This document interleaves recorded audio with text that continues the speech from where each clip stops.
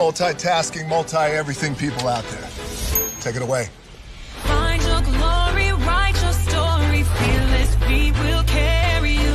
Time you own it, take your moment, be a fire burning through. Hustling from night until morning, grinding it out, it won't be long. Feel your power, it's your hour, you inspire, you are strong.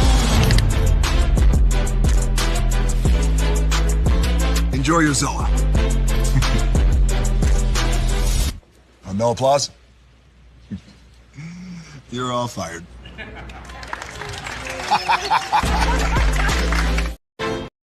Hey, good morning, America.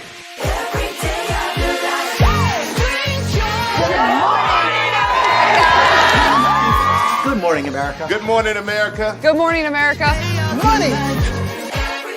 Are you ready? They are ready. Covering the biggest events in the country right now. There's a lot going on here. It's always a good time. That's what the show's about. That's good. Really good. Very good. Coming in hot. Jimmy coming in hot. It's far from elementary.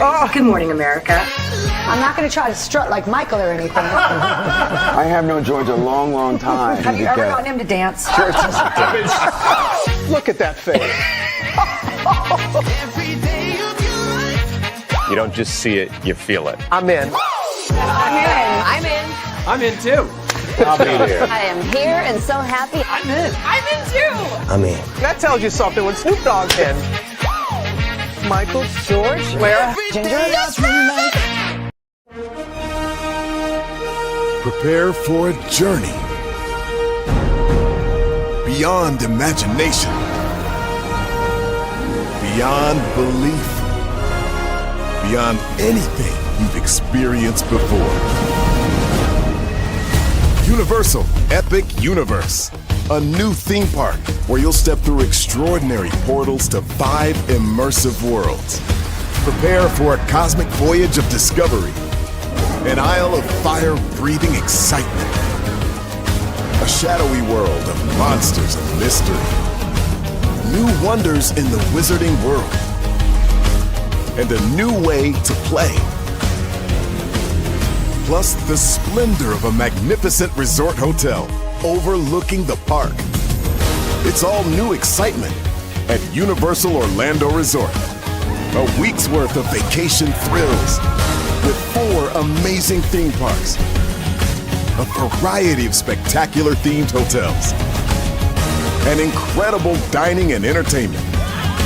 It's all at Universal Orlando Resort, where you'll find new adventures every day. Explore the astonishing worlds of Universal Epic Universe at Universal Orlando Resort.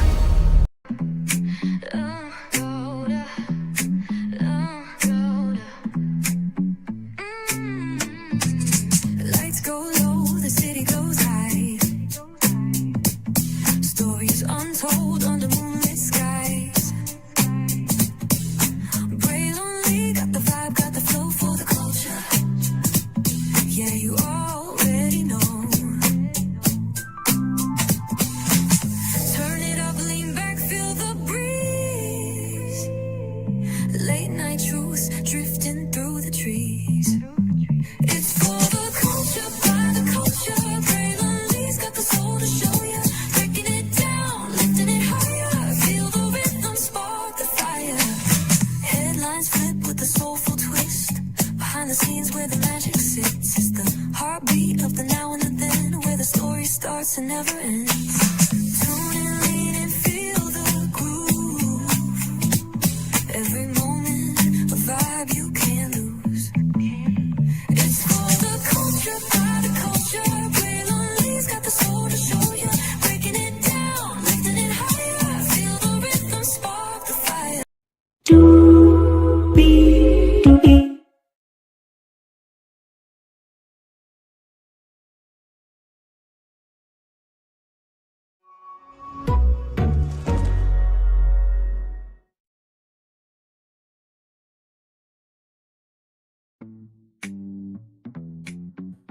Boy, happy Friday to you, and you.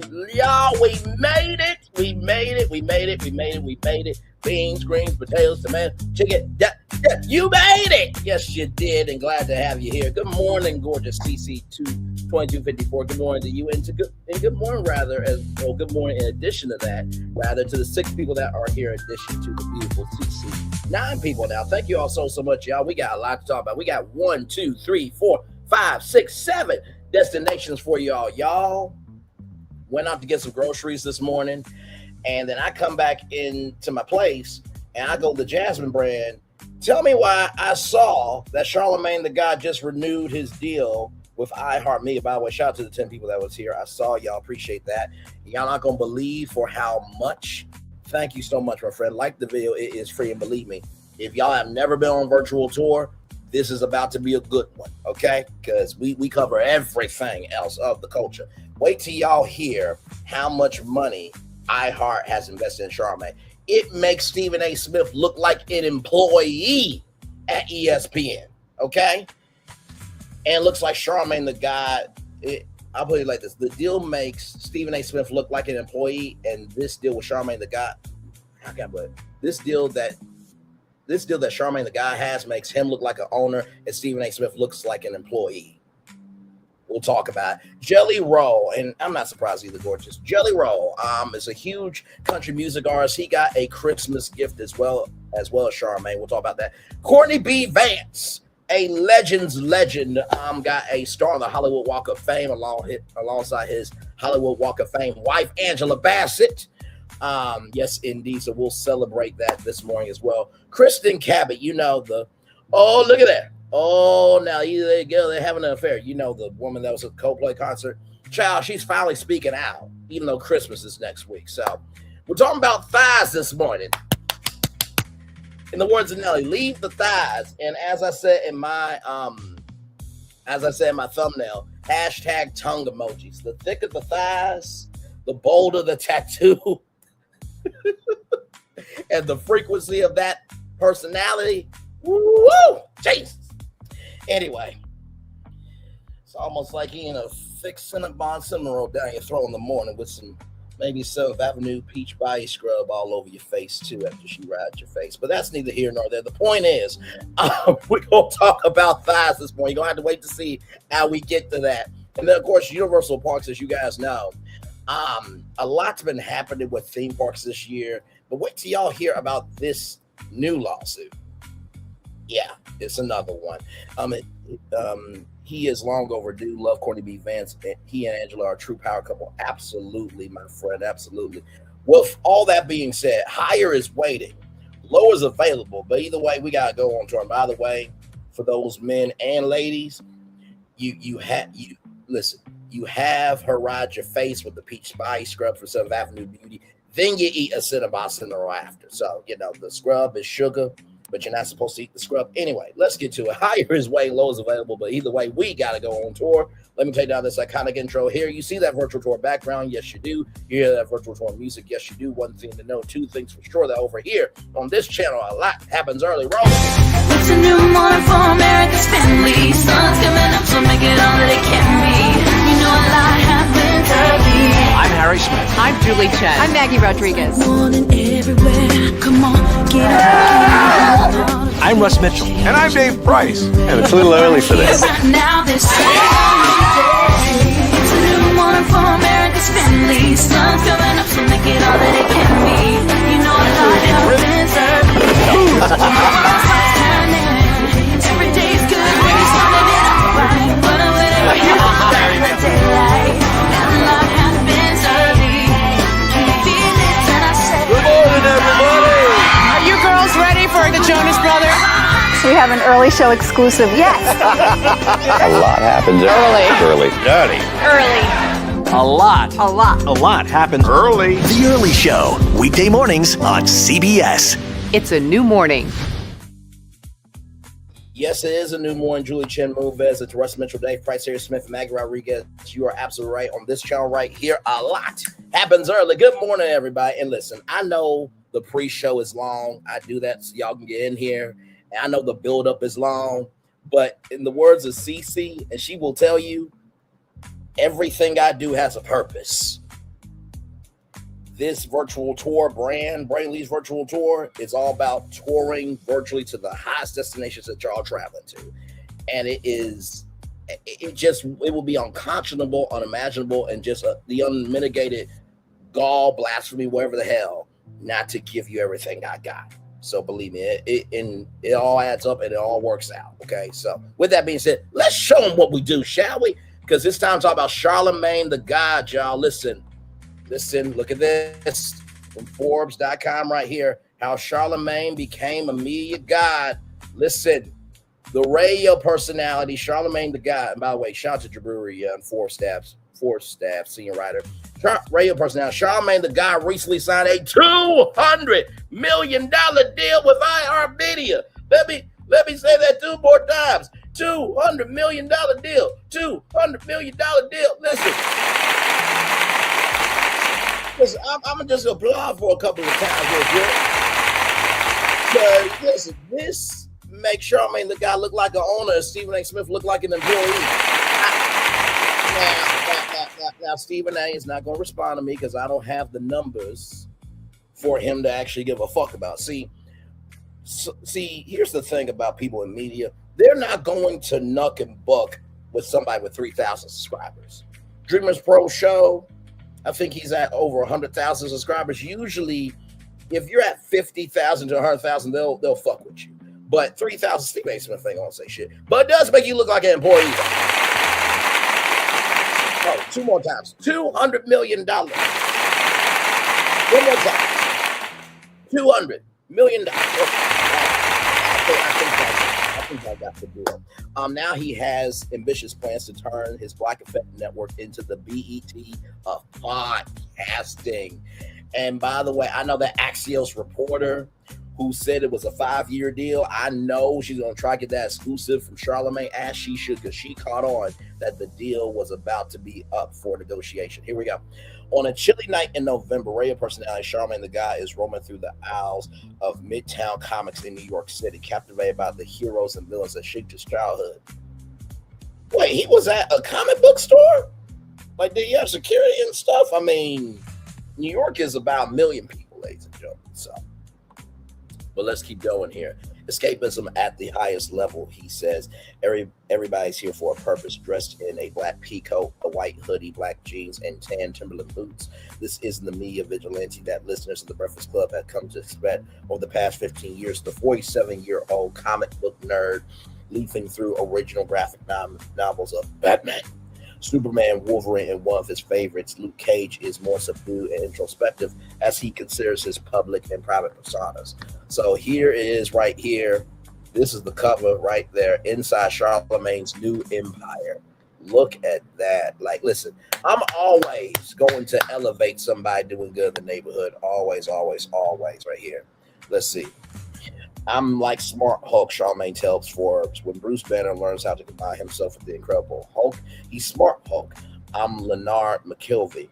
He adds to his real name, emphasizing the second syllable of his last name. Charlamagne is now an extension of that, but Charlamagne is the name the world has come to know over the past few decades, beginning as a radio intern at Z93 in Charleston, South Carolina, and continuing through his time with radio host Wendy Williams before joining the syndicated Breakfast Club show in 2010 alongside DJ Envy and across more than 100 stations on the iHeartMedia network. He can be equal parts trash talker, voice for the voiceless, and an advocate for mental health, a balance, as he likes to say, of ratchetness and righteousness. So righteousness. That's what we're gonna call it, ratchet righteousness, or in the words of my friend Emerald Khan, sophistiratchet. In other words, he's not afraid to go there. Sounds like somebody I know. Moving on. Charlamagne has railed against corporate DEI, calling it well-intentioned but mostly garbage. And among the celebrities who have been named Donkey of the Day, or in the words of Anthony Hamilton, you are the donkey of the day. You are the donkey of the day. Yeehaw. That's the best rendition of Donkey of the Day. Anyway, moving on. On the Breakfast Club are Diddy Con Artist, Nicki Minaj, Stank and Nasty, and Post Malone, Not My Cup of Mayonnaise. Now, if Post Malone go gets a helmet mayonnaise deal, you better not say Charlamagne the God.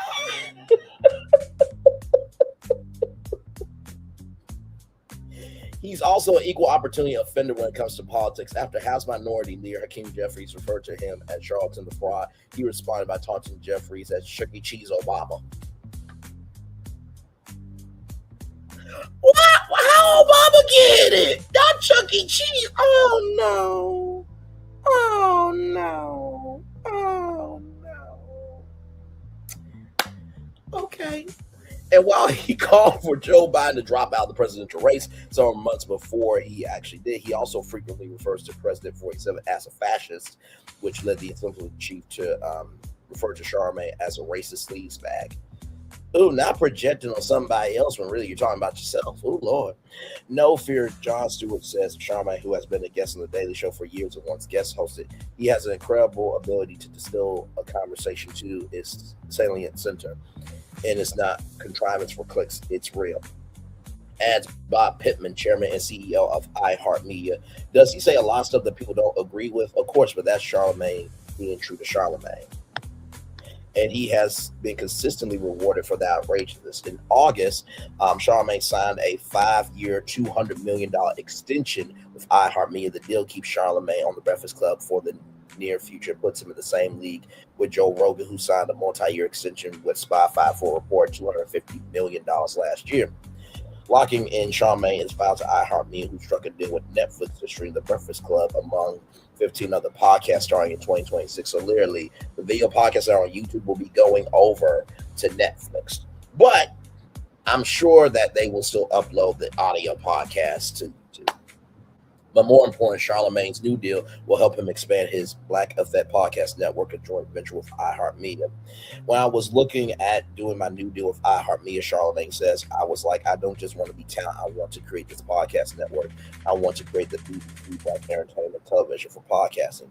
Since 2020, Black Effect has launched more than 60 shows, including with former NBA stars Matt Barnes, and Anissa Simmons, the Dar Beverly Johnson. That queen could be Anissa Lee. Okay? Handle yourself fucking accordingly. Shit. Now listen, Anissa Lee, that's an AL we can all get by. I'm gonna say that 2 more times. Anissa Lee, that's an AL we can all get by. One more time for the one more time. Anissa Lee, that is a name that's an AL we can all get behind. Okay. Let's keep going here. And Steven Jackson and entrepreneurs Damon John and John Hope Bryant become a vital large part of iHeartMedia's revenue stream. iHeartMedia report podcast revenue of $448.8 million in 2024, up from $252.6 million in 2021 and $101 million the year prior. So it's just going up and up and up and up. You could say to the higher that's waiting for me. Yes, indeed. Charlamagne says he wants to add 10 more shows in 2026. Listen, Charlamagne, listen. Honestly, what I believe you should do, oh, okay, well, you know what I like to do? That.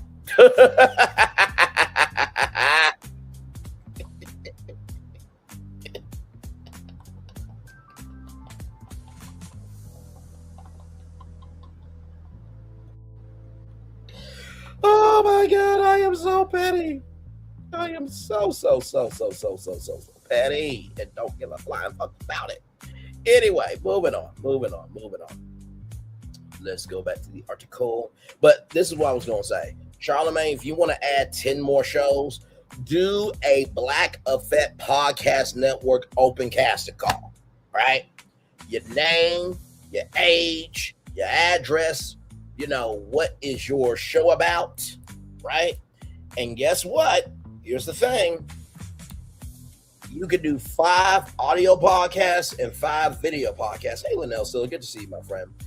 You could do 5 audio podcasts and 5 video podcasts. That's why I would do an open casting call. Let people who have already made it successful on YouTube and other social media platforms as well submit themselves for a chance to be on the Black Effect Network. I think that's how you get the 10 shows. Just keep it in a butt. But hey, you got the $200 million contract. So listen, he's been very intentional about trying to introduce me at great risk, says Bryant, host of the Money and Wealth podcast. Bryant says the partnership benefit lifted the show's profile. It worked like a charm.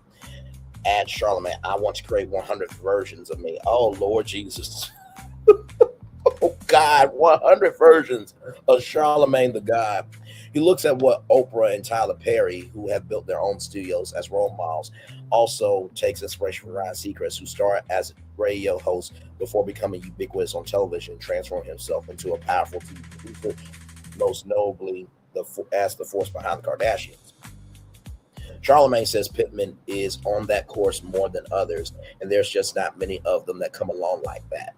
Well, I think, Rob Pittman, you also have to open up the doors for people to get like Charlamagne too, but that's neither here nor there. A lot has changed in the podcast world since Charlamagne first entered in 2014. Back then, the industry relied on ad dollars and celebrity names to drive revenue, says Rick Lucy, managing director of Virginia-based BIA Advisory, a media consultancy firm. Is now driven a lot more by the kinds of digital ad metrics that we see coming out of search, social, and connected TVs. The business model now for podcasting is very digital, so that makes it efficient and effective. People really do understand the business of podcasting now, Charlamagne says. You could look at somebody's audio downloads and know what they should be getting paid. Today, podcast networks like the Black Effect Network makes money two ways: independently or through distribution deals with media giants like iHeartMedia. For instance, in November 2024, the Unwell Network, founded by Call Her Day host Alex Cooper, which, by the way, I just watched content creator. I can't remember the woman's name, but she talked about how Alex Cooper is like the worst interviewer and stuff. It's I'll put it like this. Alex Cooper is like the white version of Jennifer Hudson. Why does Alex Cooper have the Call Her Day podcast just like Jennifer Hudson?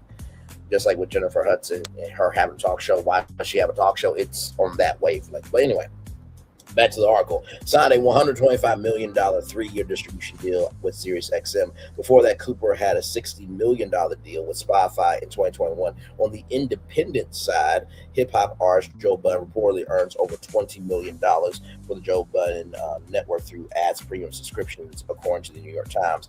I tell a lot of the new podcasters, either get a very low minimum guarantee or get no minimum guarantee. Charlamagne says, I've seen people make more money just off of advertising. Charlamagne is also working hard to expand iHeart's audience reach. In June, Black Effect announced a joint venture with the popular music podcast Drink Champs, which has started its own group of shows. I think Miss Jones is going to have a female version of Drink Champs. That's such a valuable positioning of content on this podcast platform. Lucy says, I like what iHeart's doing, bringing compelling content to podcasting as a platform that's going to drive more audience and more advertiser spending. As Podcast One president Kit Gray says, you can start to look at networks under new Charlamagne, upcoming talent that makes sense for him to promote, give resources to through iHeart, and then take a piece. Like all great comic book heroes, Charlamagne has an origin story. The son of an English teacher and a construction worker, Charlamagne was born in Lennar McKelvey and raised in Moncks Corner, South Carolina. Young Lennar developed a passion for collecting comics that often redesigned the superheroes into more relatable figures. I had a Captain America who was Captain Africa, he recalls. I had Black Wolverine, and then we started to learn about the world, about the Luke Cages of the world. Listen, I'm just going to say this. Like, if you like comic books that much, why don't you just go over to Marvel and do a Charlamagne the God Marvel podcast on Disney Plus? I think that would be cool. You know what I mean? And honestly, you could probably push it through iHeartMedia and have a partnership with Marvel. I think that would be very cool. You like comic books. Look, if you got a $200 million deal, you can do whatever the fuck you want to do at that point. Well, not within reason, everybody, right? But those superheroes couldn't shield him from life's villains. At 8, he was actually molested by a family member. Today, he uses the trauma to discuss his mental health journey. I made her a stop. Charlamagne says, I hated the smell of her jerry curl. I would always say a joking way, so I could always have that conversation. By 17, he found himself expelled from 2 high schools, abusing alcohol, selling drugs to conceal his identity. On the street, he renamed himself Charlie, taking inspirations from the stories of Charlemagne, the 9th century Holy Roman Emperor, and Charlemagne, the 20th century Haitian leader who opposed U.S. Occupation of his country. Still, the street lifestyle led to trouble, including a 45-day jail sentence following a power incident with rival drug dealers. And months later, he was arrested again during a drug bust, sent in jail a second time. Charlamagne recalls was the beginning of the change.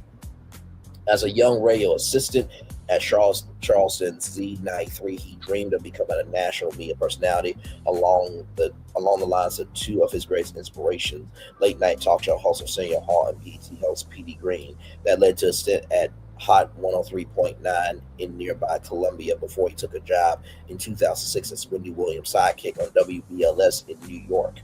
That's when Charlamagne learned to play the villain by antagonizing guests. Wendy literally used to treat me like an attack dog, he says. Still, the national attention paid off. 2 years later, he began working as a radio host at 100.3 The Beat in Philadelphia before joining the Breakfast Club on New York's Power 105.1. Today, the show is a top 50 podcast according to data from Nielsen, with distribution across iHeartMedia, Apple, Spotify, and YouTube. I didn't just get here, Charlamagne says. I took the stairs.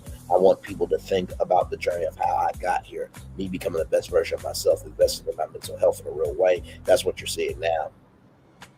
Beyond growing the Black Effect Network, Charlamagne has bigger ambitions to go with his newfound wealth. He is the co-founder of SBH Productions with comedian Kevin Hart, the author of 3 books, and he also launched Black Privilege, a book imprint with Simon & Schuster. Last year, he also opened the first of 6 Crystal fast food franchises in South Carolina. The business move was inspired by rappers Rick Ross, 2 Chainz, and late Junior Bridgerman, a former NBA player turned restaurateur who died a billionaire. Oh, damn. That's sad. I mean, his family, of course, hopefully gets some money, but you died a billionaire? Oh, my God. Man, oh, my God. Thanks to his investments in Wendy's and Chili's franchises before acquiring a Coca-Cola bottle facility, I just always thought that was cool, Charlamagne says, of owning a fast food franchise. And yes, Charlamagne also dreams of launching a comic book line. He has plans to develop a character in his image, godlike powers, a concept derived from the teachings of the 5% Nation, the Black nationalist group that emerged in the mid-1960s that believes Black men represent God and Black women symbolize Earth. I respect that. I agree with that, and that's a damn fact. But also, too, hang on. Black women also got some godlike powers. Let's not negate that either, okay? Charlamagne has already released a 5-part comic series called The Illuminati. Lord Jesus Christ, Charlamagne. Why give it that name? Why give it that name? Just okay. In partnership with AWA Studios, the goal is to create a new generation of Black characters. It's time for a new era of comics. Now, I do know that Kevin Hart invested in Black Sands Entertainment, so maybe you could partner with them, since you already have something with Kevin Hart anyway. And I think that is the end of the article. First of all, great job by Jabriri Young. And congratulations to Charlamagne the guy. What a huge deal. $2 million deal right here, everybody. And here it is from the Jasmine brand. This just came out 30 minutes ago here. So as you can see, a lot of hand claps there. Love this. We'd love to see it. This is not including his Netflix check. 2 nice checks. Now he can't cry broke and expect us to believe it. Black Effect. Hallelujah Hands. Him and Wendy were so messy on her radio show. I loved it. Congratulations, Charlamagne. Guy, come on, 843. He going up for sure. Womb them hair's gonna be mad. Good job. Charlamagne is not a good representation for the Black people effect. Black people aren't a good representation of Black people. That's painting a broad brush. Listen, with everything that is going on right now in America, with the president we have, the fact that iHeartMedia said, listen, we want to invest in Black is a huge fucking deal. Okay, so y'all don't cut all that shit out. Okay, and then here's the official press release here. Yes, indeed. Here, right here. Let me read it all here. iHeartMedia, the number one audio company in America, announced today that it has extended its relationship with the cultural shifting multimedia mogul Charlamagne the God, the co-host of iHeartMedia New York's Power 105 wildly popular nationally syndicated hit show, The Breakfast Club, heard by over 7 million listeners monthly, and the founder of the Black Effect Podcast Network, one of the world's most well-informed, authoritative, and distinctive media personality. Charlamagne the God has become a crucial and influential voice in American culture. Under the new multi-year agreement, Charlamagne will continue his unintegrated trademark interview style on the award-winning Breakfast Club radio show, where he has long been recognized for his relentless effort to unveil the truth by asking questions audiences want to hear. Most weekdays from 6 to 10 a.m. Eastern, as well as weekends with the Breakfast Club, alongside co-host DJ Envy, Just Hilarious, and Lauren LaRosa. When it comes to iHeartMedia, gratitude will always be my attitude. They create a space for me to grow, not just as talent, but as an executive and true partner through the Black Effect Podcast Network. To Charlamagne the God, to say I'm thankful is an understatement. iHeart is the biggest and best audio company on the planet, and audio is the foundation on which the whole media conglomerate will be built. Podcasting, live events, TV, film, and documentaries. The sky is the limit for where we're going. Radio will always be at the core of it. That part, because let me tell you something, radio was the thing before TV. So, and not to mention too, as long as music is being produced, that's how radio artists get their, royalty checks. And many other things too. Here's to a new era of growth, impact, and prosperity. The Breakfast Club is celebrating its 15-year milestone this month. Has become the bullhorn for modern culture. Is widely regarded as the most innovative and entertaining, top-rated contemporary hip-hop R&B morning show today. Charlamagne the Ghost and his co-host DJ Envy, Just Hilarious, and Lauren LaRosa are known for their unrivaled interviews with celebrities and recording artists. Esteemed guests who have appeared on the show include former President Barack Obama, former President Joe Biden, former President Kamala Harris, Jay-Z, Cardi B, Kendrick Lamar, Kevin Hart, Snoop Dogg, Future, 50 Cent, Lizzo, Will Smith, Alicia Keys, and many more. The crew also hosts Weekends with the Breakfast Club, a 3-hour weekly program featuring a countdown of the top 20 songs on the charts and signature interviews. Charlamagne the God and the Breakfast Club were inducted into the Radio Hall of Fame in 2020, along with DJ Envy and Angela Yee with the Breakfast Club. Charlamagne has been a transformative voice in audio, redefine what it means to create content that sparks dialogue and drives cultural change. Through the Breakfast Club and his growing podcast network, he's amplified diverse voices, tackled tough conversations, and built platforms that continue to resonate with audiences nationwide, said Rich Bressler, President and Chief Operating Officer for iHeartMedia. His influence has helped shape the future of audio, and we're energized by what lies ahead. Appreciate his ongoing trust in iHeart. Charlamagne the God was represented by Ted Trevor at Creative Arts Agency, with legal counsel provided by Lone Dang. That's a name. Okay. Of Del Shaw Moonves. I just never heard of a name like that. Low Dang, get your ass over here. Now you know you dang well owe me on that loan I gave. Yes, I made a dad joke. Let's move on, everybody. Of Del Shaw Moonves, Tanaka Finkelstein, Les Cano, Bob, and Dang. Financial strategy and advisory were led by Humble Lunga and Lord Rutika. Ruchi Buka of Lifeline Financial Group. Listen, I'm not trying to butcher these names on purpose, okay? Listen.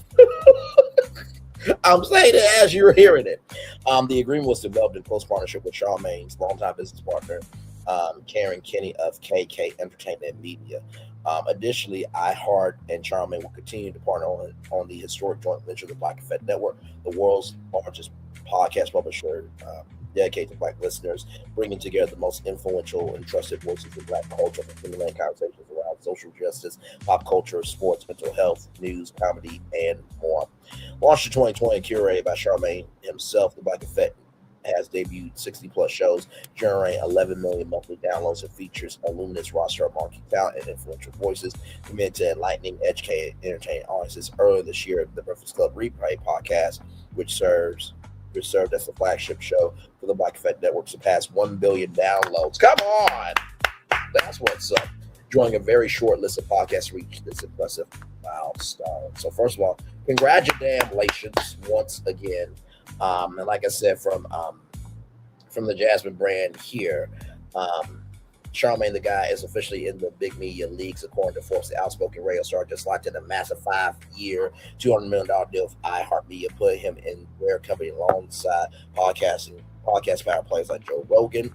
But for Charlamagne, the money is just a part of the play. I don't just want to be town. He says, I want to create the BET for podcasts, and signaling his long-term vision for building something far bigger than just a microphone. So yes, indeed there. And by the way, the network has become a key part of iHeartMedia's podcast business, which pulled in $448.8 million in revenue in 2024, a sharp rise from previous years. So yes, indeed there. So congratulations once again. Just great news for Charlamagne the God. And honestly, too, y'all, listen, I'm gonna come on the big screen and say this, because I know some people don't like Charlamagne for his past, but he or she has us in cast the first stone. And you never know when it might be your turn, right? And I think we have a very difficult time in our culture. We always want our culture to win, but we hate how they win, right? So can we have a successful, excellent, this, that, and the third? And it's like, oh my God, you're not doing this, you're not doing that. It's not enough of this. Let's just be grateful that company wanted to invest $200 million into a black person, okay? And you never know when the blessing you talking about might want to bless you. Just saying. If Charlamagne the Guy came to me and said, hey, I like Brainley's virtual tour, I like what you're doing, this, that, third, would you like to join? Okay, sure. But also, too, can we, make the Black Effect, podcast network? Can we have Black Effect Studios? Can I help run that? Because here's the thing, Asha Tyson said something to me a long time ago. Don't ask people for stuff when they're a celebrity. Don't ask them for nothing because they're already getting asked so much. But when you can be a solution, that's when you're in. So Black Effect Studios has not been created yet. Charlamagne, if you're ready for that, call me. All right, congratulations to Charlamagne the God. Yes, indeed, on that. All right, more Brainley's virtual tour live coming up right from the space right here, right now. Jellyroll receives full pardon in Tennessee for past crimes from Variety.com. Country music star Jellyroll has been granted a full pardon from Governor Bill Lee in Tennessee for his past crimes. The singer, whose real name is Jason DeFord, was among 33 people who received pardons from Lee on Thursday, according to the Associated Press. The 41-year-old was convicted of robbery when he was just 17 years old. After he stole $350 from people in a home in 2002, which led to his arrest and sentence of 1 year in prison plus probation. Later in 2008, police discovered grass and Coca-Cola in his car, and I'm not talking about Coca-Cola drink, everybody, leading to 8 years of court or supervision. His story is remarkable. It is a redemptive, powerful story, which is what you look for and what you hope for, Lee told reporters. Jellyroll, who began petitioning the border parole last October, was hoping for a pardon to loosen the restrictions that came with his convictions. He said the pardon will allow him to travel internationally on tour and perform Christian missionary work without requiring paperwork. A pardon in Tennessee also allows for some civil rights to be restored, including the right to vote. Nashville native spent years discussing his redemption arc, speaking with prisoners and testifying to the U.S. Senate about the dangers of fentanyl, reflecting on his past drug dealer persona as the uneducated man in the kitchen playing chemist with drugs I knew absolutely nothing about.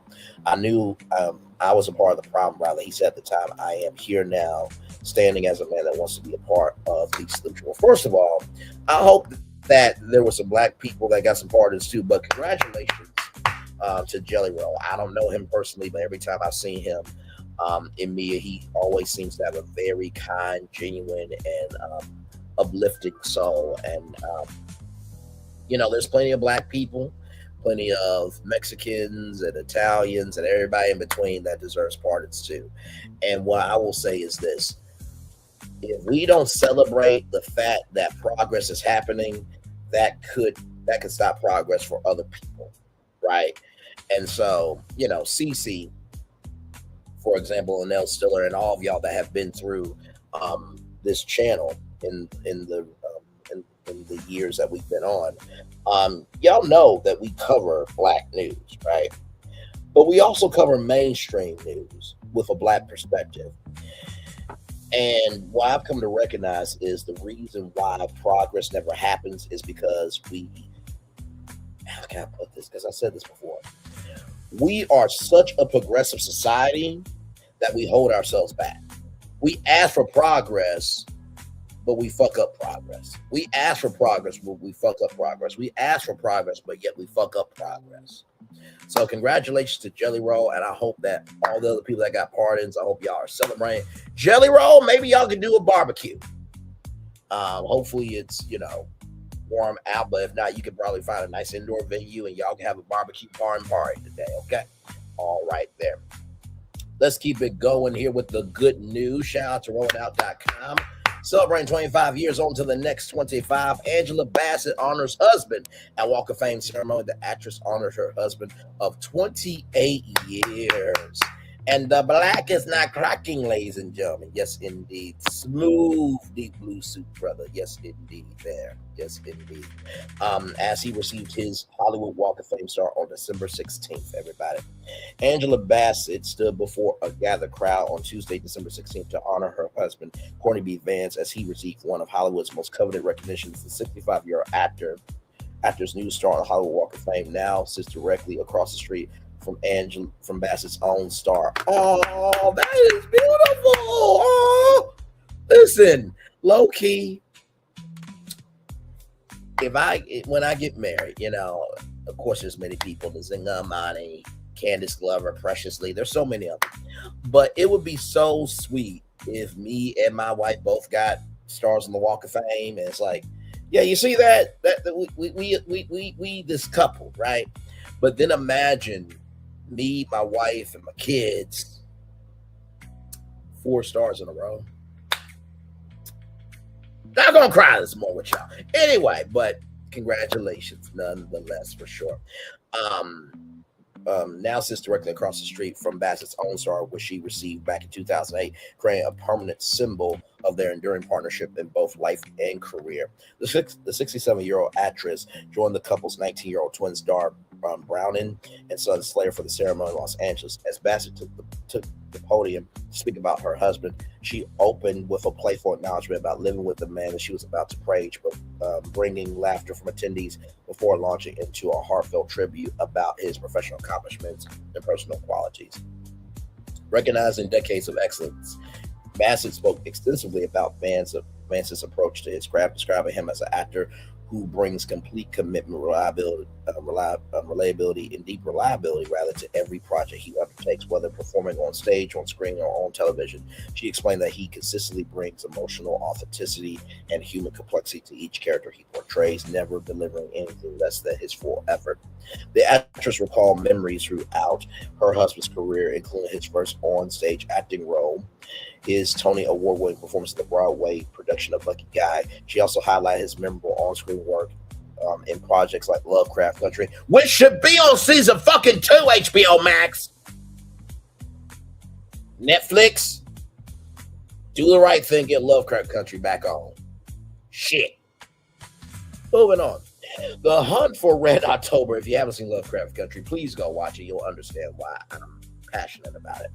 The Hunt for Red October representing just a fraction of the dozens of film and television credits he has accumulated since beginning his professional acting career in the 1980s.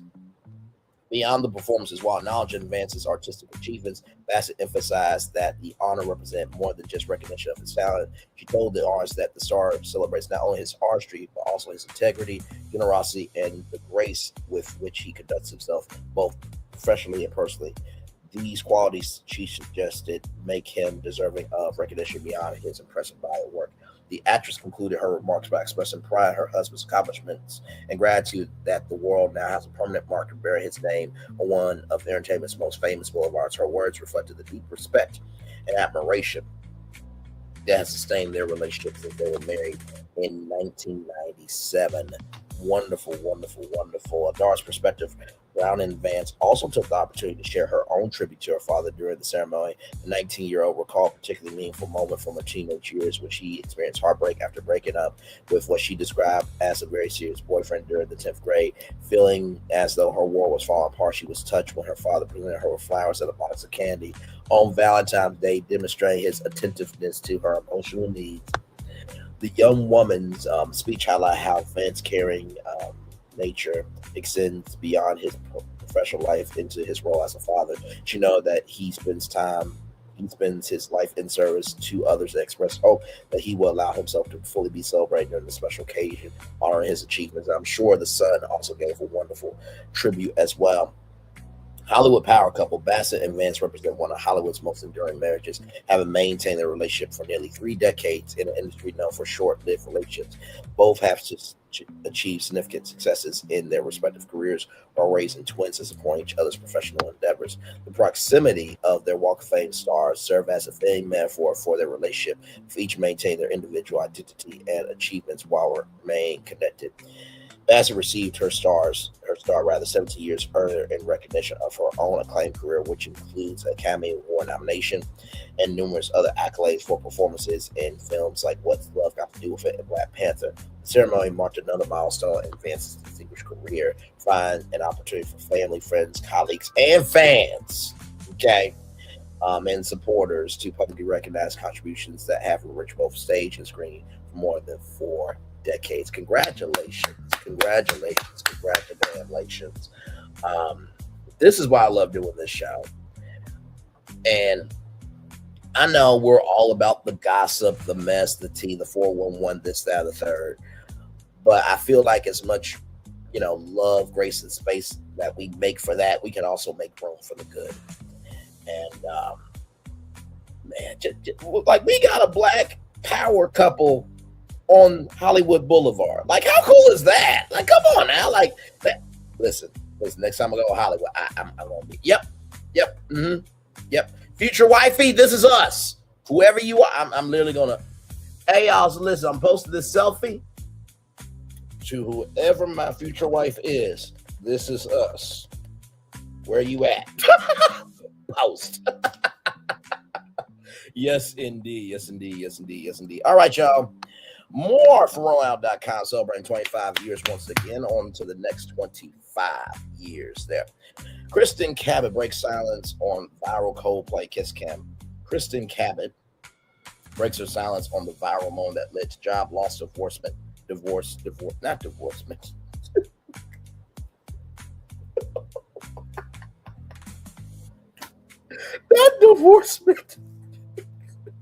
Is that divorce and judgment? Divorcement, I guess.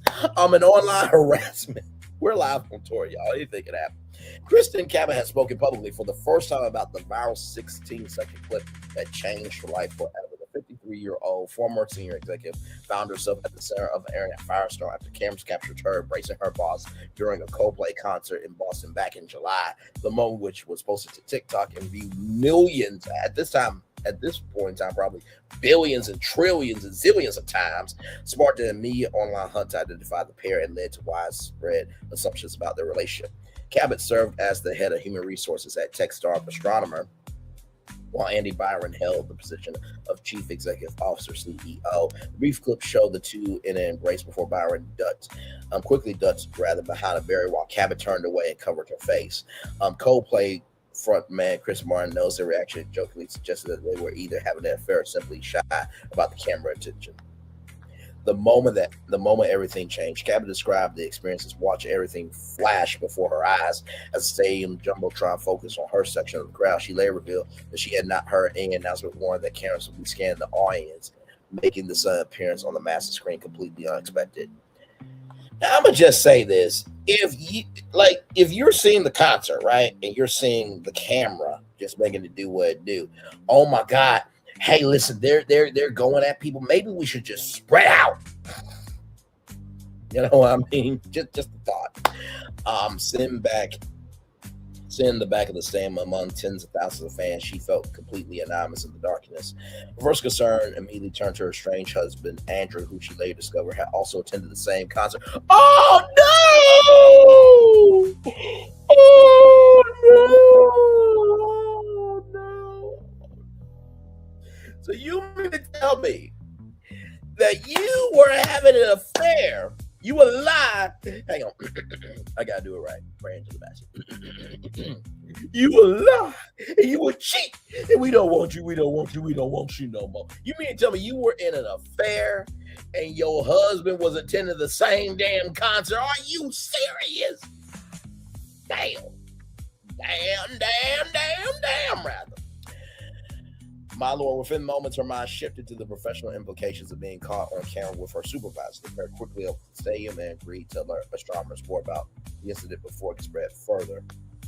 The viral aftermath. By 4 a.m, the video had already begun circulating widely across social media platforms. Cabot received a screenshot of the clip from her husband with a simple message informing her that the footage had gone public. The former executive explained that both she and Byron had been amicably separated from their respective partners at the time of the concert, contrary to widespread online speculation that they were cheating. According to Cabot, the embrace represented the first time that she and Byron had shown physical affection toward each other. She described their relationship as developed from a professional respect into what she characterized as a happy crush.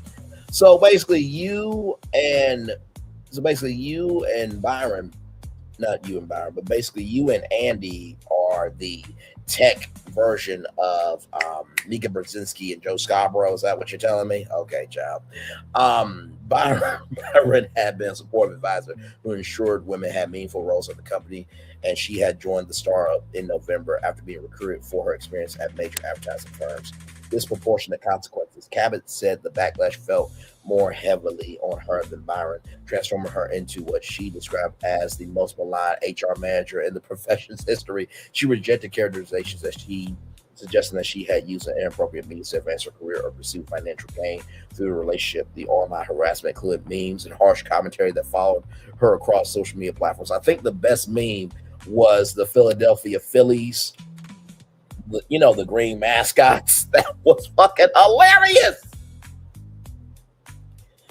Although I will say this, if I was at the New York Liberty, yeah, me and this elephant go together. Yep, sure we do. Me and my ex were broken up, but I don't got ex because I'm single. Like, I would have taken the inch and made that viral moment, and then try to stabilize that some fame. But that's neither here nor there. But shout out to New York Liberty. Shout out to the WNBA. Y'all been doing a great damn job. As a side note, the online harassment included memes and harsh commentary that followed her across social media platforms. The situation took an additional painful turn when astronomer hired actress Gwyneth Paltrow, who happens to be Chris Martin's former spouse. Oh no! No! Ooh.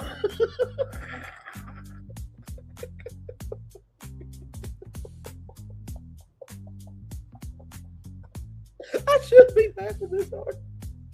For a promotional video addressing the viral moment with humor, while many praised the company's clever timing and comedic approach, Cabot viewed the stuff as deeply insulting and hypocritical, given Pal's brand messaging about supporting women. Oh my Lord Jesus, child. Listen. It is what it is. Like, you and him did that, and astronomer said, okay, we gonna do what Braylon says. Take an inch, make it a mile. Like, it was, rather. And not to mention, too, there's action. For every action, there's an equal opposite reaction to Newton's third motion of law of power, whatever the hell, motion and all that stuff. Family impact and professional fallout. The scandal, a shame and a scandal, a travesty, reached Cabot's children quickly before Dar bursting into tears upon learning about the situation. Her son attempted to reassure that the public interest would fade, with the attention only intensified. Astronomer launched an internal investigation that resulted in Byron resign within days. The company later said found no evidence of an affair, but determined that leadership standards had not been maintained. Cabot stepped down from her position shortly after, explaining that continuing would have been impossible given the circumstances.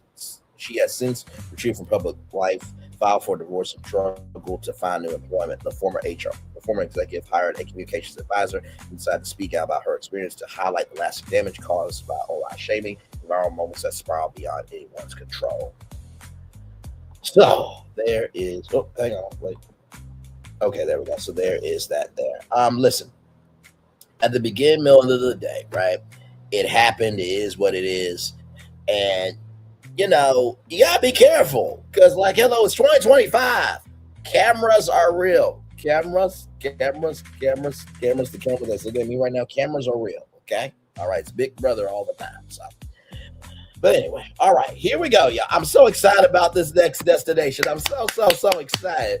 ChallengeRollout.com once again celebrating 25 years on to the next 25 years. What the power of the thigh-high slit really reveals. It reveals that she tastes delicious. Sorry, I'm really excited about this destination. Let's roll on. And listen, I know I got some women that support me like the Brat. Me and the Brat are part of the Thick of Liches Full Gospel Baptist Church, Evangelist Church of God in Christ Church. I'll see you Sunday, the Brat and you, okay? And the rest of y'all, okay? All right, let's roll on. I want to spotlight one of the most captivating fashion moments taking over the red carpet right now, the thigh-high slit. From Hollywood premieres and glamorous galas to movie junkets and award shows, celebrities are confidently stepping out in silhouettes that reveal just enough leg to make a statement. The look is undeniably sultry and seductive, but it's also deeply empowering. The thigh-high slits signal women owning their presence, confident in control and unapologetically feminine. It's bold without being loud, soft yet commanding, perfectly aligned with a soft girl era. This trend proves that sensuality and strength can coexist beautifully. And it's not just Hollywood co-signed the look at the Giving Her Flow Hers event. I spot several women serving leg and luxury with ease, while Sierra, Mariah, the Scientist, Ryan Destiny, and more clearly Simon, effortless, intentional, and striking. They showed why the thigh-high slit is this season's ultimate power move. See some of their looks inside. So here's Sierra right there. Yes, indeed. There's Ryan Destiny. I'm still waiting on Star Lee Daniels to be a fucking movie or to come back as a show. I know Juicy Smollett fucked up Empire for everybody. Child. Listen, Empire could have kept going. But then again, I'm kind of glad that it ended when it did because of who we got in the office now. But if Kamala Harris was in office and if Jussie Smollett didn't fuck up, Empire would still be on TV. I said what I said. Right here, Mariah, the Scientist. Okay, Mariah, I see you. So congratulations here. Let me tell you something. I believe, as I've gotten older, right, intelligence and the way that woman carries herself is more attractive to me than ever before. Not to say that looks don't matter, because y'all know I like a thick woman. You know what I mean? It's a condition that I can't get rid of. Once you go thick, you never go back. But with that being said, women who understand who they are, they don't make any apologies, but they always make space to be about the purpose of loving on people. Those are the type of women that I love. So congratulations to all the women utilizing the thigh-high slit. We love the thighs over here. Amen. Hallelujah. By the way, there's a brand.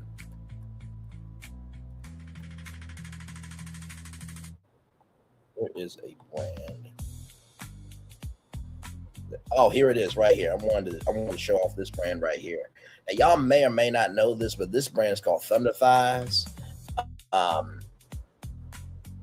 Yes, so there is the Arson collection. We'll look at that right now. So this brand has been around for a very, very long time. So you got Twinkle Toes. They got leggings now, okay? They got these cats right here. Soxy Boo. They got Winter Blues. The Snowflakes. I like the Snowflakes very much. Wild Holiday. They also got in green, Festive Edit, 'Tis the Season. So this company has been around for a very, very long time. And then if we go to All, let's go to All. They got 204 products. As you can see, sold out. So just to let y'all know about this brand, and then of course these colors here. So yes, indeed. So just wanted to say that we've been supporting the community. We'll support and we'll always support. Okay. So yes, we just wanted to show that brand off there. All right, y'all. So some more updates on the TikTok. Okay. All right. Here we go. From Variety.com. TikTok U.S. joint venture set to close in January with investors including Oracle and Silver Lake. Now, we did break this news last night, but there's some more context, conjecture, and connection with this destination. Here we go.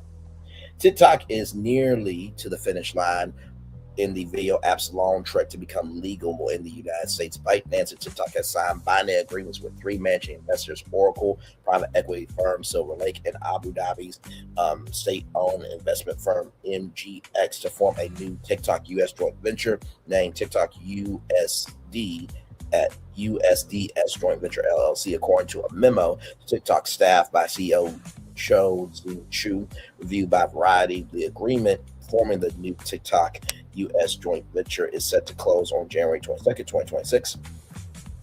The TikTok U.S. joint venture will be 50% held by a consortium of new investors, including Oracle, Silver Lake, and MGX, with 15% each. 30.1% held by affiliates of certain existing investors of ByteDance, and 19.9%, basically round up to 20%, will be retained by ByteDance.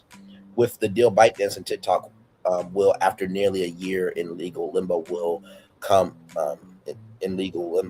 into compliance with the United States TikTok divestiture ban law, which prohibits distribution in the United States of any app that is more than 20% owned by a foreign adversary, in this case China. The U.S. law passed last year with overwhelming bipartisan support among lawmakers concerned that ByteDance's ties to China made TikTok a national security threat because of the risk of spying on Americans who manipulate content within the app. But y'all don't think the dumb fuck who's president, his dumb fucking administration, the dumb fucking supporters that voted for the dumb fuck at this hell and everything in between ain't a problem? Moving on. The law went into effect January 19th, 2025. However, President 47 issued 5 executive orders this year that delayed the enforcement of the ban by the Justice Department while the administration tried to broker a deal to transfer ownership to U.S.-based investors. Now, we've been covering this TikTok story for a while now, and one of the things was that if any of the companies, help support TikTok in terms of servers and stuff, they will be fined billions of dollars. And one of the delays was on Juneteenth, so Juneteenth could have been the day that TikTok got banned. Okay, so just wanted to say that. We covered that here. If you missed it, it has like Wakanda and the TikTok logo in African colors. Okay, so yes, indeed there.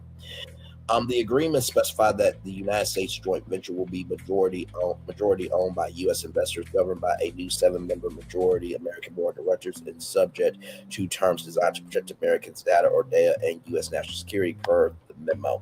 One important element of the TikTok United States joint venture agreement concerns is the app's content algorithm.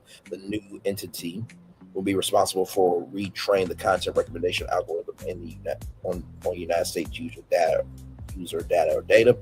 to ensure the content feed is free from outside manipulation, according to Chu's memo. I want to take this opportunity to thank you for your continued dedication and tireless work. Chu wrote in the memo, your efforts keep us operating at the highest level and will ensure that TikTok continues to grow and thrive in the United States and around the world. With these agreements in place, our focus must stay where it's always been, firmly on delivering for our users, creators, businesses, and the global TikTok community.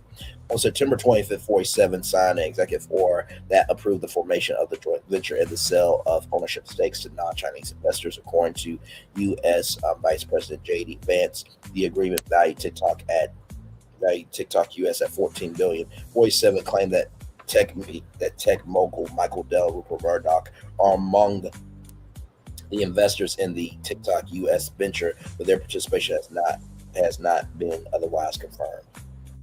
Oracle, founded by 47 supporter Larry Ellison, already provides data and computing services for TikTok's U.S. operations. Current ByteDance investors include venture capital firms Quinqua, National, KKR, and General Atlantic are also part of the ownership group.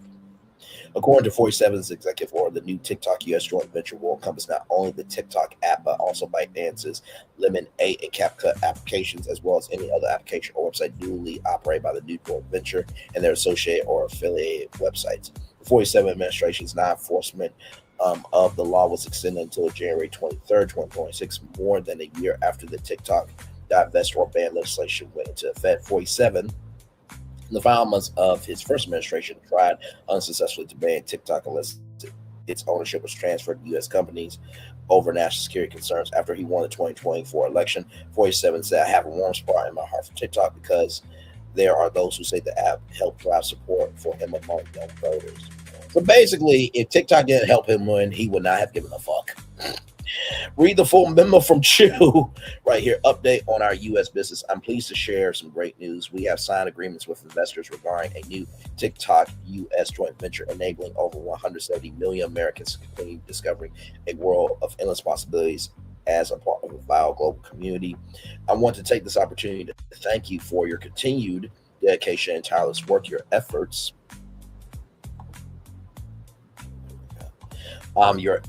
keep us operating at the highest level and will ensure that TikTok continues to grow and thrive in the U.S. and around the world. With these agreements in place, our focus must stay where it's always been, firmly on delivering for our users, creators, businesses, and the global TikTok community. There's more work to be done as we move towards the closing date of January 22nd, 2026. Within this time frame, we will continue to update you on the process of the details. In the meantime, I have outlined the key terms of the agreement below. So right here, ByteDance and TikTok have signed binding agreements with three managing investors, Oracle Corporation, Silver Lake, and MGX, to form a new TikTok U.S. joint venture named TikTok USDS Joint Venture LLC, pursuant to the executive order signed by U.S. President 47 on September 25th, 2025. The agreement specified that the U.S. joint venture will be majority owned by American investors, governed by a 7-member majority American board of directors, and subject to terms that protect Americans' data and U.S. national security. Specifically, the United States joint venture will be 50% held by a consortium of new investors, including Oracle, Silver Lake, and MGX, with 50% each, 30.1% held by affiliates of certain existing investors of ByteDance, and 19.9% will be retained by ByteDance. Through comprehensive security measures, more than 170 million Americans will continue to discover, create, and connect on the platform, enjoying the same experience as today. Advertisers will continue to connect with global audiences with no impact. The U.S. joint venture will be responsible for U.S. data or data protection, algorithm security, content moderation, and software assurance. It will also have the exclusive right and authority to provide assurances that content, software, and data or data for American users is secure. A trusted security partner will be responsible for auditing and validating compliance with the agreed upon national security terms. Oracle will be the trusted security partner upon completion of the transaction. The U.S. joint venture will oversee data or data protection, safeguarding sensitive U.S. User data or data, which will be stored in a trusted and secure cloud environment in the United States, run by Oracle. Algorithm security, retrain the content recommendation algorithm, on U.S. user data or data to ensure the content feed is free from outside manipulation. Content moderation, ultimate decision-making authority for review and approving all content moderation and related policies within the United States. Software assurance, the deployment and integrity of the U.S. application software and platform. The transaction will be completed no later than 120 days from the date of the executive order upon closing the U.S. joint venture, built on the foundation of the current TikTok U.S. Data Security USDS organization. Will operate as an independent entity with authority over U.S. data protection, algorithm security, content moderation, software assurance, while TikTok's global U.S. entities will manage global product interoperability, certain commercial activities, including e-commerce, advertising, and marketing. So, this is just a deal to make this happen. It's not finalized as of yet. So, for more intel here, let's watch this video from CNN. From one hotel room to another one. This is the game changer. See, That's Penelope Cruz, I believe. fly better.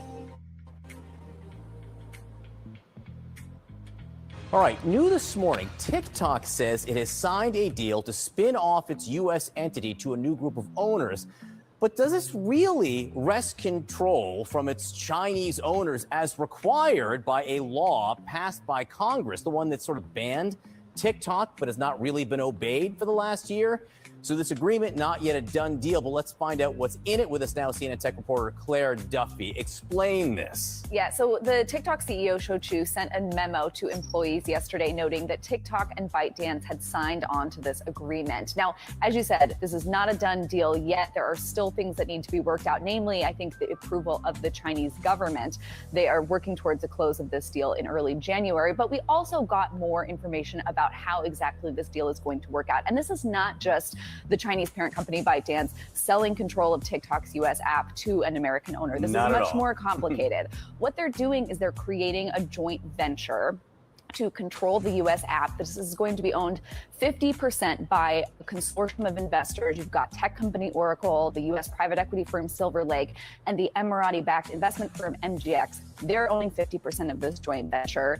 It's going to be 30% held by existing ByteDance investors. We don't know who those are. And then less than 20%, 19.9 as required by this law, is going to continue to be held by ByteDance. Now, this group, this overall mainly U.S. investor ownership group, is going to control the algorithm that U.S. users see. It's going to hold sensitive U.S. user data. But what's interesting here is that global TikTok, controlled and owned by ByteDance, is going to continue to control advertising, e-commerce, and marketing on the U.S. platform. So this is a complicated deal. They're trying to make the case here that the experience of U.S. users is going to be controlled by this new separate U.S. entity. But it's not clear to what extent. Let's go back here for 1 minute. Of US. So global TikTok will still manage commerce, advertising, and marketing.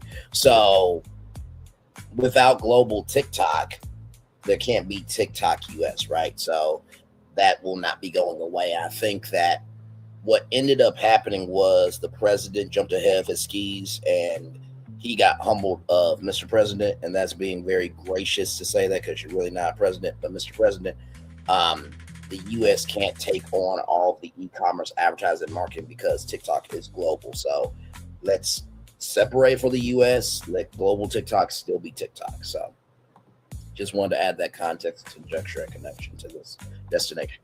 Users is going to be controlled by this new separate U.S. entity. But it's not clear to what extent this follows the spirit, shall we say, of the law, which was to get sort of ByteDance and the Chinese oversight of that out of TikTok. Exactly. And this law gave the president wide latitude to say what qualified as a divestiture. He has said that this deal does that. And the question, I think, is who actually could challenge it? It would probably be the social media companies, but they're not going to go up against Trump. No, I doubt it. Claire Duffy, thank you very much for explaining this so well. Yes, indeed. Thank you so much, Claire Duffy, for sure. All right, y'all, more TikTok news here from Variety.com.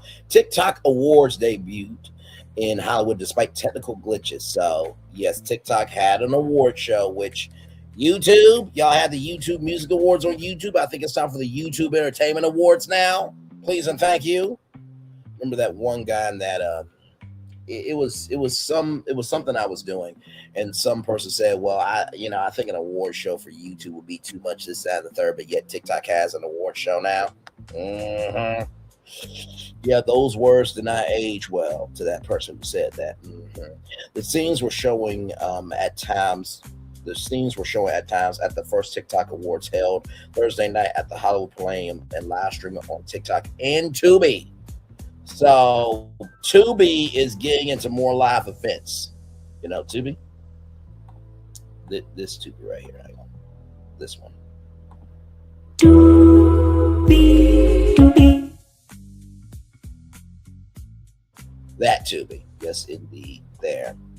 But producers, presenters, and winners soldiered on with a few hitches. The event didn't take itself too seriously to begin with, with awards in cheeky categories such as immediately add to cart. Oh, that's a cute one. Wonder who won that one. My show is on a CapCut of the year, and The room full of creators and influencers enjoyed the colorful atmosphere of being fabulous together, rather, at the famed Sunset Boulevard venue. Multiple winners cited the importance of TikTok in their professional and personal lives, whether it's used to build businesses, build confidence, or express creativity. Multiple winners accepted their translucent award shaped like the TikTok logo with phones in hand. So this is the award right here. Very nice award right there. Very nice, very nice, very nice. Let's see here. New Orleans-based TikToker Keith Lee won top prize of Creator of the Year. Come on, Keith Lee, from one league to another. Salute to you, sir. Salute to you. He boasts 17.3 million followers on TikTok for his family-friendly posts on food, culture, and lifestyle matters. The husband and father of 3 is building out a larger lifestyle brand under the family moniker. Hey, listen, Keith Lee, if you need content creators, if you're going to make family studios, brother, I will not mind joining, okay? Yes, indeed. This means more to me than I can explain, Lee said, except for this award. He told the crowd that he began filming TikTok videos to help overcome his shyness. Maria C. Rose, a sports and lifestyle influencer who hosts Hoops for Hotties, was named MVP of the year. Her kudo was presented by Olympic gold medalist Jordan Childs. Oh, wow. That's amazing. Not to mention, too, Rose is the daughter of former NBA star Jalen Rose. Shout out to you. Utilizing social media and making your own name. That's excellent. The first TikTok awards held in the United States got started almost an hour late because the LED screens on the playing stage malfunctioned. The ceremony was basically a traditional award show, which was a traditional award presentation. It even opened with a dance number, satirical song about the events of 2025. It felt awkward in the room for the lack of video clips to demonstrate the nominees' work, although audio for each clip did run. Video clips did run without interruption on the live stream. The ceremony was presented by Lala Anthony. Okay, Lala Anthony, that's what's up. TikTok Lala, that makes sense to me.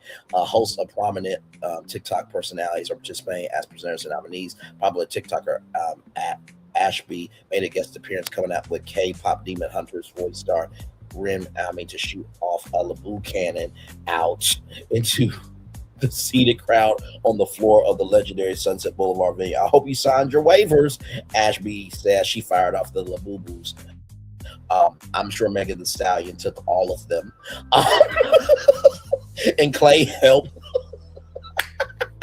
Much love to Clay Stallion for sure.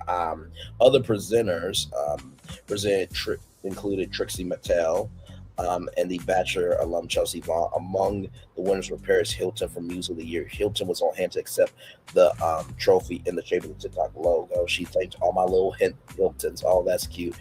Hilton assured the crowd, colorfully dressed creators and influencers, she don't need permission to be iconic. Just show up, sparkle hard, and don't forget that everyone's a princess. Princess for the men, okay?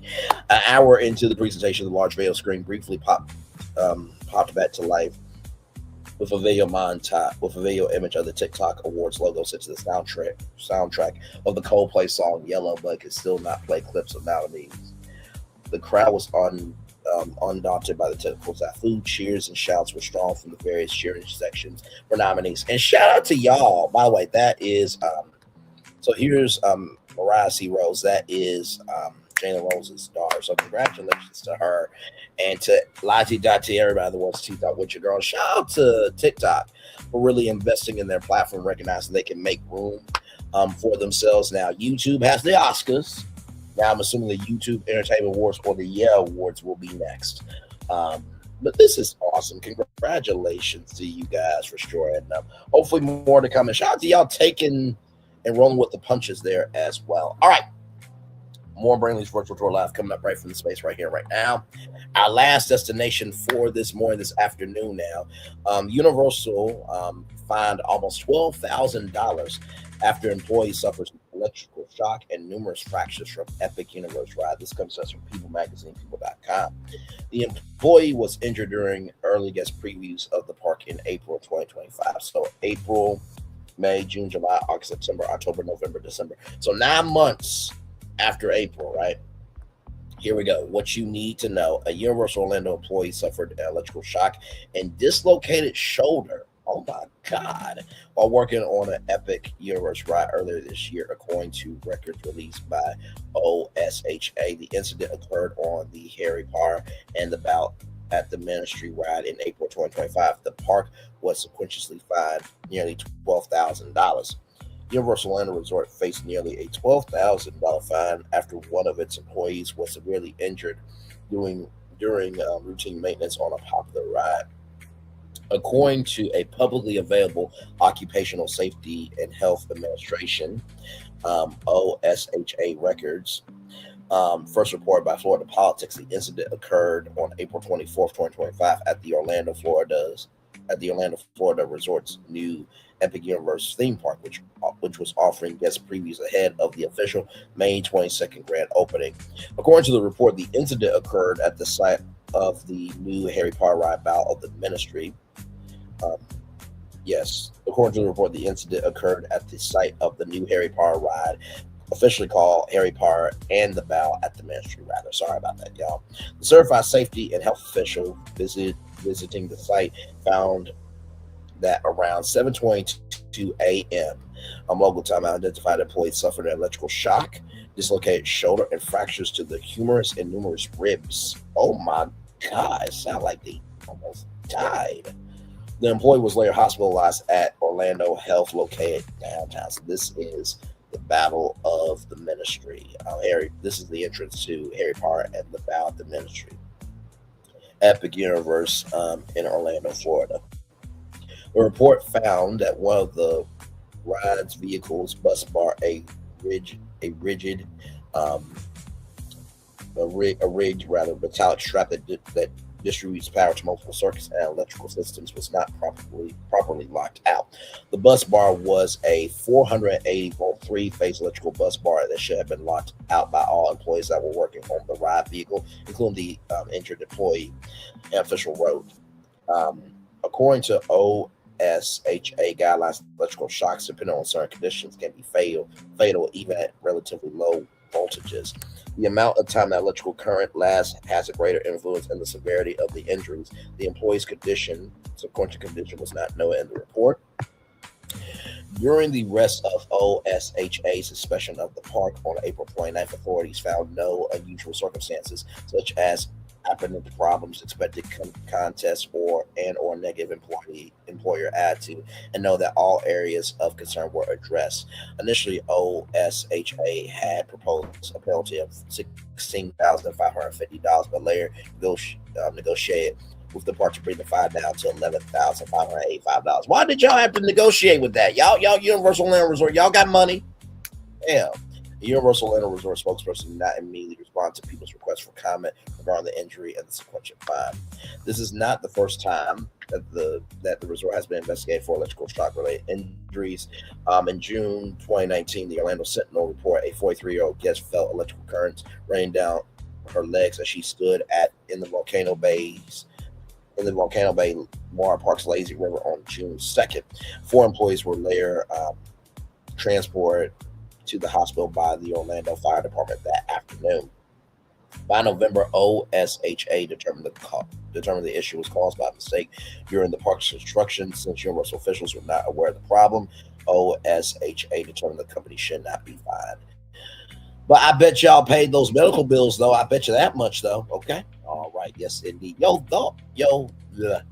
rather. Those are all the destinations that we have for y'all. Well, we did that 1 hour, 23 minutes, and 15 seconds. Not too bad here. And, of course, y'all know we always give y'all a positive news story here. So, from blacknews.com, statue of Black teen activist replaced Robert E. Lee in U.S. Capitol right here. Awesome stuff here. Yes, indeed. We love this. Absolutely. Nationwide, the statue of Barbara Rose Johnson, African-American civil rights leader who led a student strike at her segregated Virginia high school in 1951, now stands in the U.S. Capitol. It replaces a statue of Confederate General Robert E. Lee and honors her fight for equal education and lasting impact on American history. According to CBS News, MAGA journalism, or a news organization rather, the unveiling of Emancipation Hall drew Virginia officials, members of Congress, and more and more than 200 of John's relatives. The Eastern Senior High School Choir performed songs like Ain't Nobody Gonna Turn Me Around, set a celebratory tone for the historic moment. I wonder if they sung Lift Every Voice and Sing as well. At just 16, Johns led hundreds of her classmates at R.R. Moulton High School in Farmville, Virginia, in protest against poor school conditions. Their strike attracted NAACP lawyers, contributing to the Brown versus Board education case that ended school segregation in 1954, along with the Little Rock 9 black kids who went to school so everybody could have a chance to get an education. Yes, indeed. The bronze statue shows Johns holding a warm book above her head beside a lectern. Its best reads, are we just going to accept these conditions, or are we going to do something about it? Including the biblical line, a little child shall lead them. It symbolizes her courage and leadership at a young age. Out of the mouths of babes, the statue replaces the Robert E. Lee figure, which stood for 111 years before being removed in 2020 amid renewed attention to Confederate monuments. Virginia leaders said the change honors a true patriot who fought for justice rather than a figure tied to slavery. Sculpted by Stephen Wisselman, the statue now joins the National Statuary Hall collection in the Capitol's crypt, representing Virginia alongside George Washington. Visitors can see it as a part of a larger display of 35 statues across the Capitol celebrating influential Americans. After her activism, Johns became a librarian, raised 5 children, and continued to make a quiet impact until her death at 56 years old. Her story is remembered at the Virginia Civil Rights Memorial, and her former high school is now a museum and National Historic Landmark. Come through! We love that! Yes, indeed. Yes, indeed. And like I said, y'all, we started the show with a black man, Charlamagne the guy, getting a $200 million contract. And we ended it with a black teen activist replacing a Confederate general that has ties to slavery. That is how you kick off a Good Friday. I'm going to turn off my camera now because we've done the whole show for over an hour. Yes, we have. Y'all want to take a little commercial breaky break, and we'll be back with more Brainley's Virtual Tour Live after this. We are live on tour. Like, comment, share, subscribe. We'll be back right after this. Roll it.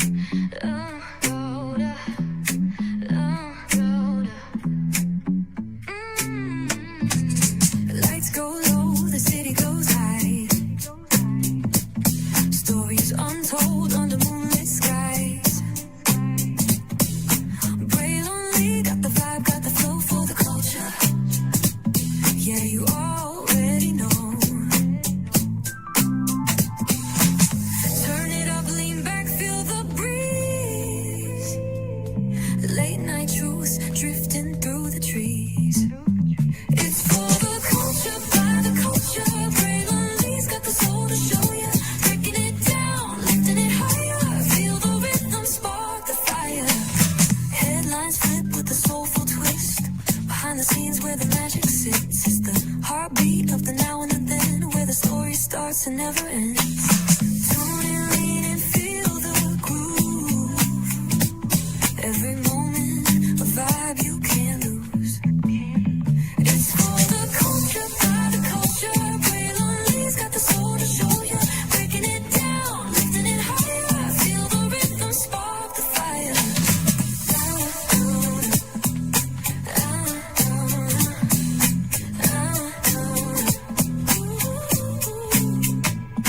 Hear the whispers in the city's hum.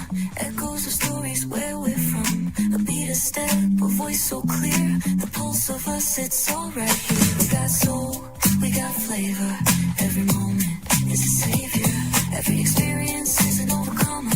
Turn it up, feel the glow, let the rhythm flow. Spotlight shining, we in the zone. This is the place where the culture's grown. Stories untold, now they're coming alive. Braille Lee got the vibe tonight. One thing to know and two things for sure. Higher is waiting and lower is available. But either way, we gotta go on tour. It's Braille Lee's virtual tour, where the culture makes its move. Feel the love, feel the truth. This is us, this is you. From the unknown, the unembraced, and more. This show, this brand, and the possibilities of what can be is all here for you. I'm just a kid from the rock, trying to be a rock for people, trying to make it best they can to become. Being moved as a creator of power to lift up all of us, not just a selective few. For the culture, by the culture, here we be. Braille Lee, bringing life to your screen. Feel the soul, feel the truth. We're free. Trust and belief is entertainment. News done away with. Police, spotlight sharp like a diamond shine. We see the stars, but the story's alive. Deep in the soul where the heartbeats find. The pulse of the people redefining time. Just a pro tip, people have to earn the right to hear your story, but in addition to that, people have to earn the responsibility to be a part of it. Just because we are not seen by everybody doesn't mean we are not been seen by who needs to see us. Noise equals attention and sound equals purpose. Anybody can be a creator, but it takes a somebody to be an artist.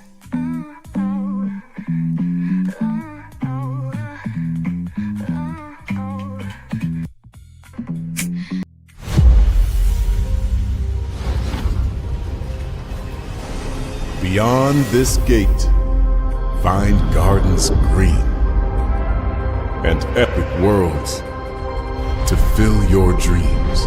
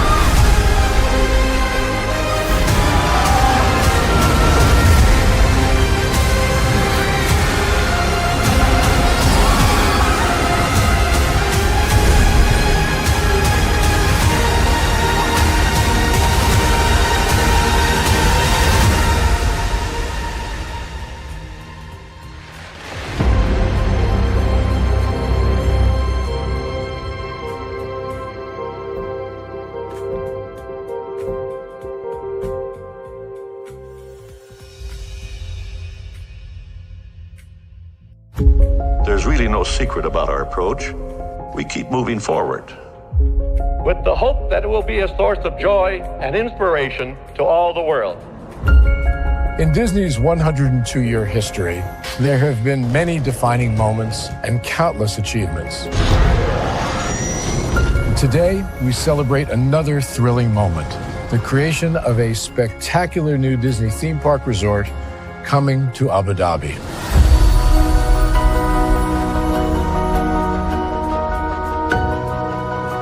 Abu Dhabi is a place where heritage meets innovation, a place where we preserve our past while designing the future.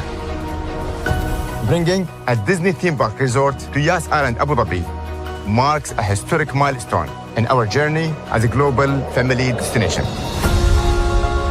The 7th Disney theme park resort destination represents a new frontier in theme park ambitions.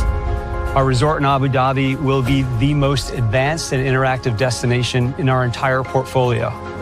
The location of our park is incredibly unique. It's anchored by a beautiful waterfront, which will allow us to tell our stories in completely new ways. Ultimately, this project will be a celebration of what's possible when creativity and progress come together. What we are creating with Disney in Abu Dhabi is a whole new world of imagination, an experience that will inspire generations across the region and the world. This collaboration represents a powerful fusion of Disney's unmatched legacy in storytelling and Mirar's commitment to bringing world-class entertainment to our guests. Abu Dhabi's vision for the future is to create a legacy for generations to come. Disneyland Abu Dhabi will be authentically Disney and distinctly Emirati. An oasis of extraordinary Disney entertainment at this crossroads of the world. It will bring to life our timeless characters and stories in many new ways, becoming a source of joy and inspiration for the people of this vast region to enjoy for generations to come.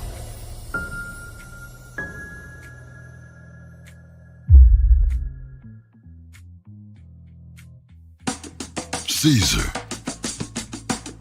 Just look at him. Politician. General. Author. Ruler. Man.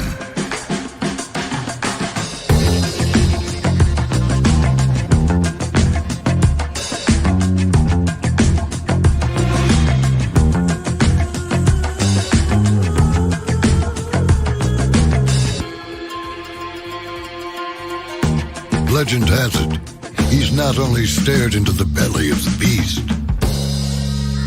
he's had it for dinner. Here he's free to relax, or party, or relax, or party, or relax, and party. His is a world of opulence, excess, and the occasional impulse buy.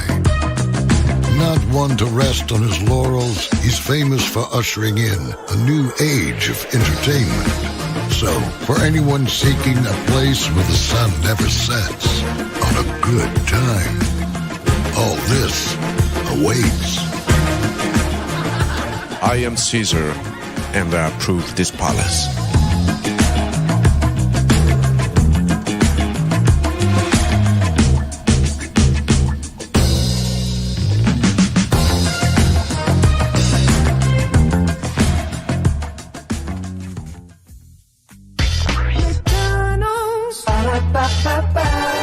I'm loving it.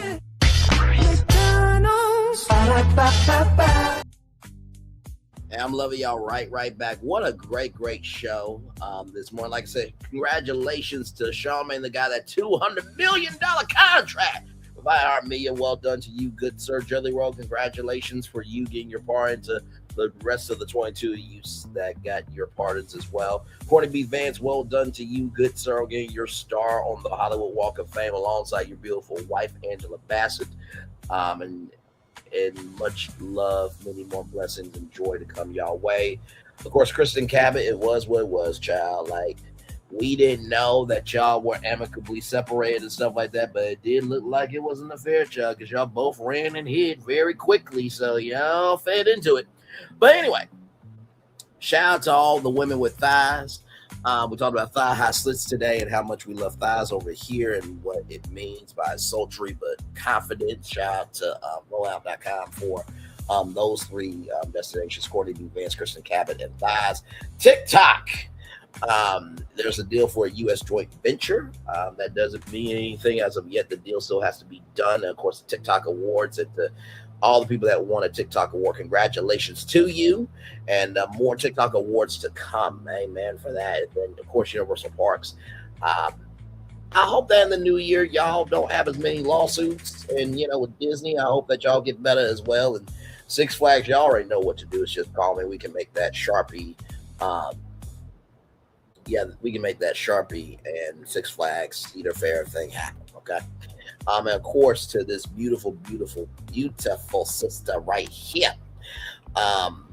This Black teen activist, Barbara Rose Johns. Thank you so much for what you did. We love you, we value, we appreciate you, and well done to you, good sister. Well done to you. All right, y'all, that is it for me. I'm about to go ahead and head out here. One love, much love, all love, fulfill love. It's in the right back to you. I'll see you back here tonight, 6 o'clock, for something. Potentially. We'll talk about it. All that and more coming up tonight at 6 o'clock. One love, much love, all love, fulfill love. It's in the right back to you. Bye, everybody. Bye-bye. Stay warm. Love y'all. Bye.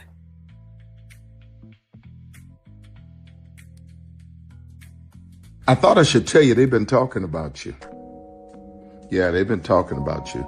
They've been talking about the fact that they've done everything they could to stop you and everything they could to block you, but you still win.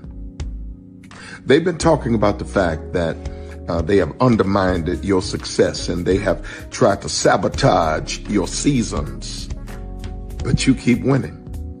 They've been talking about the fact that even though they don't like each other, they get together to try to kill you, but you keep winning. They've been talking about the fact that you were voted least likely to succeed, but like cream, you keep rising to the top. They've been talking about how they tried to burn your world down, but like the phoenix, you rose from the ashes. They've been talking about you. And you know what they say? Oh, she's just lucky. He's just lucky. But no, you ain't lucky. You're anointed. You got something on you. You got favor on you. You got power on you. You were born to win. Now they can call it luck, but it's grace. They can call it luck, but it's favor. But whatever they call it, it doesn't matter, because you know what God calls you? Do you know what God calls you? A winner. I thought I should tell you they've been talking about you. Yeah, they've been talking about you. They've been talking about the fact that they've done everything they could to stop you and everything they could to block you, but you still win. They've been talking about the fact that they have undermined your success and they have tried to sabotage your seasons, but you keep winning. They've been talking about the fact that even though they don't like each other, they get together to try to kill you, but you keep winning. They've been talking about the fact that you were voted least likely to succeed, but like cream, you keep rising to the top.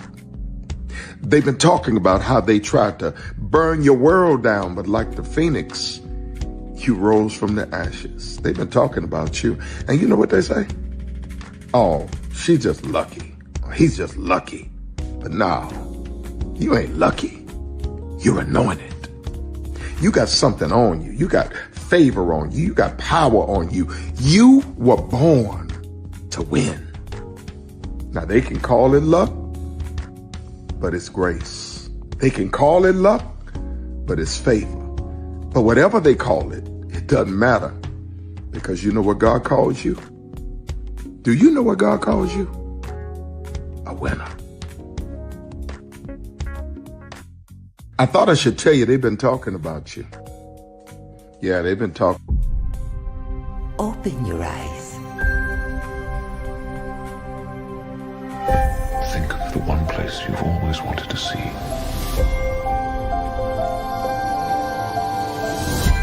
This is where our magic comes from? They say if you dream a thing more than once, Please, please, please. it's sure to come true. Everything you see exists together in the great circle of life. There were stories about what happened. It's true. All of it. In every job that must be done, there is an element of fun. I told you she was tricky. Life is full of possibilities. What do you want to be remembered for? The world is in our hands, and we gotta do something with it. I just want to say a word of thanks to all the artists, the workers, and all of you. The young and the young in heart. You helped make this dream come true.